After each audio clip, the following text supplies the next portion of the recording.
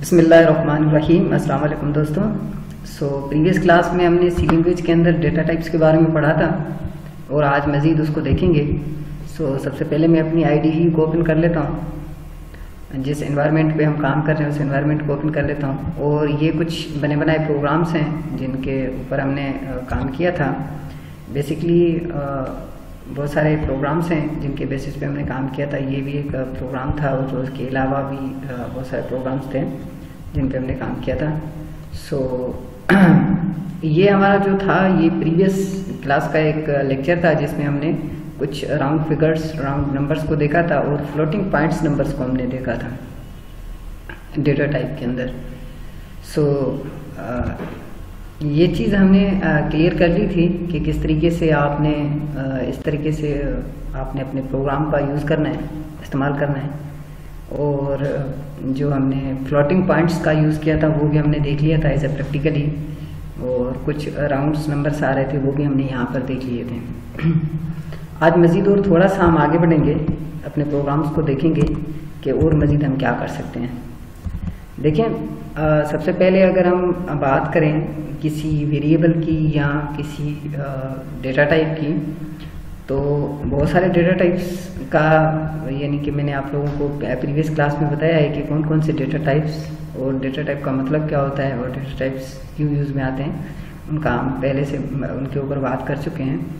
और आज जो है हम थोड़ा सा आगे बढ़ेंगे, अपनी क्लास को थोड़ा आगे बढ़ाएंगे और कुछ एडवांस में जाएंगे या कुछ और इंक्रीमेंट्स में जाएंगे ताकि हम अपने कोर्स को आगे बढ़ा सकें। डेटा टाइप्स की हमने बात की थी और उसके बाद मैंने आप लोगों को एक चीज़ और बताई थी, वेरिएबल्स।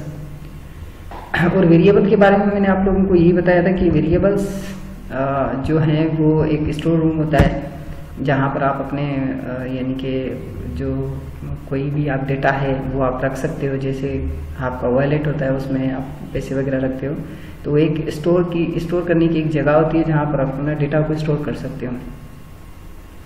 बेसिकली ये तो हमारा प्रीवियस लेक्चर था जिसके अंदर हमने ये सारी चीज़ें देखी थी।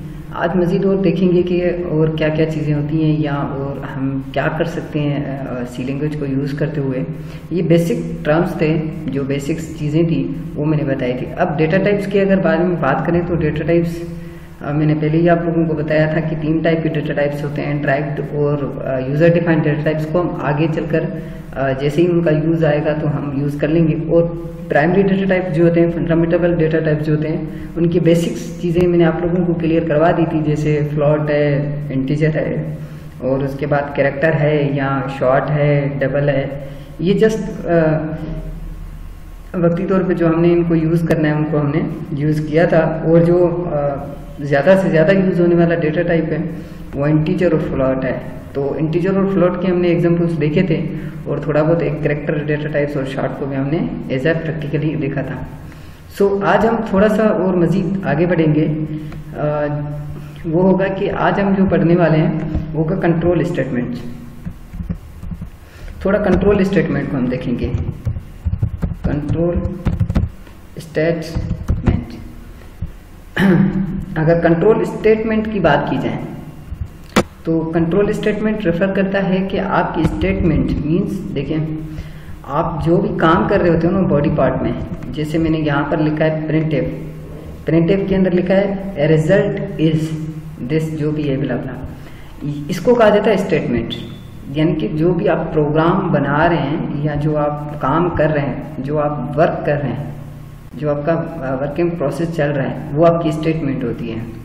जैसे सपोज करें यहाँ पर लिखा हुआ है फ्लोट FLT 40, ये आपकी एक स्टेटमेंट है, ठीक है।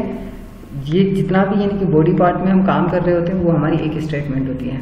अब कंट्रोल स्टेटमेंट का मतलब ये होता है कि इस स्टेटमेंट को कंट्रोल में लेकर आना। मीन्स देखें, कंपाइलर जब रीड करना शुरू करता है, पढ़ना शुरू करता है, तो यहाँ से ये पढ़ना शुरू करेगा, फिर नेक्स्ट लाइन पर पढ़ना शुरू करेगा, फिर यहाँ पर आएगा। तो वो क्या, कंपाइलर क्या करता है, 1 बाय 1 लाइन को प्रिंट कर रहा होता है या पढ़ रहा होता है, कंपाइल कर रहा होता है, रीड कर रहा होता है। तो अगर हम चाहते हैं कि ऐसा ना हो, जिस लाइन को हम रीड नहीं करना चाह रहे वो ना हो, अगर हमारे प्रोग्राम में हो मगर हमारे नीड में ना हो, हमारी ज़रूरत में ना हो। जैसे सपोज करें हमारे पास 4 स्टूडेंट्स हैं और 4 स्टूडेंट्स के अलग अलग मार्क्स हैं। हमारे पास चारों की मार्क्स पड़ी हुई हैं। जो स्टूडेंट हमसे पूछता है कि सर मेरी मार्क्स कितनी है, तो हम उसको चारों की मार्क्स नहीं, सिर्फ उसी की मार्क्स बताते हैं। इट मीन्स यानी कि जो हमारे नीड में है, यानी कि जिसका हमें काम है उसी को यूज़ करना, इसी को कहा जाता है कंट्रोल स्टेटमेंट। मीन्स चारों में से वही स्टेटमेंट को चलाना, वही रिजल्ट बताना जो उस वक्त हमारे नीड में आ रहा है, यानी कि करंट यूज़ में जो आ रहा है। तो इसी चीज़ों को कहा जाता है कंट्रोल स्टेटमेंट्स। अब कंट्रोल स्टेटमेंट्स बहुत सारी चीज़ें होती हैं कंट्रोल स्टेटमेंट के अंदर, जैसे इफ हो गया, एल्स इफ हो गया, एल्स हो गया, एल्स इफ हो गया, स्विच हो गया, ठीक है। ये सारे कंट्रोल स्टेटमेंट में आ जाते हैं। लूप्स हो गए, और तकरीबन यहाँ तक ही सही है, क्योंकि एरेज वगैरह या इनको थोड़ा सा हम आगे चलकर पढ़ेंगे, तो यहाँ तक फिलहाल हमारे लिए यानी कि सही है। जैसे कि इफ़, एल्स इफ, उसके बाद स्विच है और लूप्स हैं। ये सारी चीज़ें जो है कंट्रोल स्टेटमेंट में आती हैं।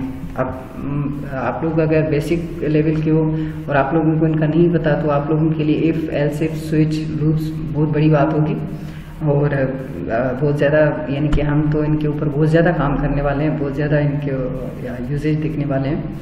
सो इनके बेसिस पर ये सारे काम होते हैं, ठीक है। इनको ये जो होते हैं ये कंट्रोल स्टेटमेंट में आ जाते हैं। जो रूल होता है एक प्रोग्रामिंग के रूल के मुताबिक, जो कंट्रोल स्टेटमेंट्स हैं वो ये सारी चीज़ें होती हैं। अब देखिए, सपोज करें मैं इस प्रोग्राम को हटा देता हूँ और एक स्टेटमेंट का मैं प्रोग्राम बना कर देखता हूँ। देखिए यहाँ पर हम आ जाते हैं, और मैं सबसे पहले एक डेटा टाइप यूज़ करता हूँ। ये मेरा डेटा टाइप है, ये मेरा वेरिएबल है, और इसको मैं वैल्यू असाइन करता हूँ 20। अगर सपोज करें ये जो इंटीजर है ये मेरा डेटा टाइप है, और ए मेरा एक वेरिएबल बॉक्स है जिसके अंदर 20 रुपीज़ या 20 वैल्यू पड़ी हुई है। अगर मैं स्टेटमेंट चलाऊँ ना, मैं इस तरीके से चलाऊँगा, इफ़ ये जो मेरा ए है ये इक्वल है 20 के, सही है। सो कंट्रोल स्टेटमेंट के अंदर जैसे ही आप इफ़ यूज़ करते हो, इफ़ का मतलब होता है अगर, ठीक है। आपने कहा अगर ये बॉक्स जो है ये इक्वल है इसके 20 के, ठीक है, देन मुझे प्रिंट इफ करवा के दिखाओ, यानी कि मुझे शो करवाओ यस ट्रू, यस ट्रू, ठीक है। अगर सपोज करें ये जो मेरा जो मेरी पहली स्टेटमेंट है कंट्रोल स्टेटमेंट, ये जो मेरा बॉक्स है ये अगर बराबर है किसके 20 के, तो यस ट्रू करवाओ।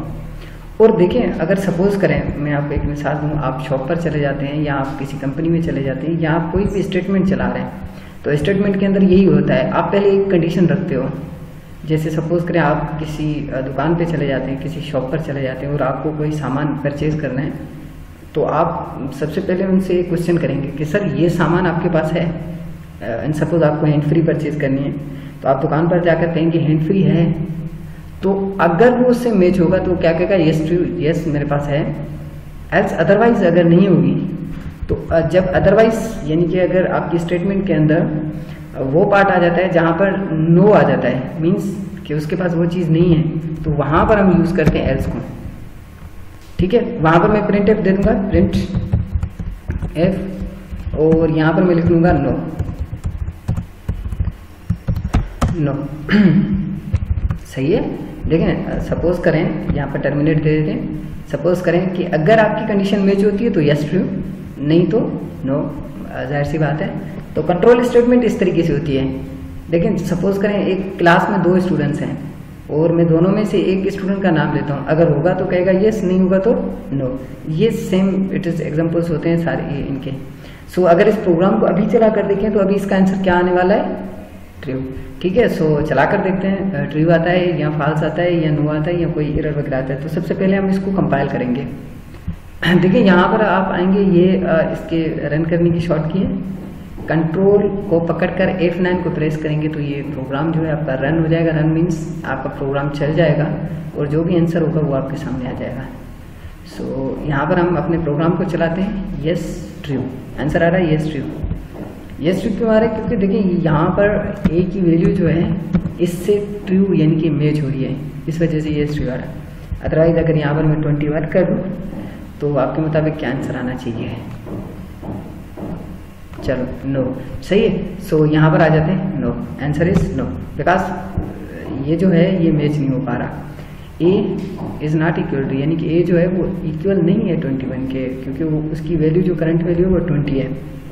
सो ये होता है एक सिंपल सा एग्जांपल ऑफ जो मैंने अभी आप लोगों को क्लास दी, ये था बिल्कुल सिंपल सा एग्जांपल था कंट्रोल स्टेटमेंट का, और इसको मज़ीद और क्लासेस में हम मज़ीद और डीपली डिफाइन करेंगे।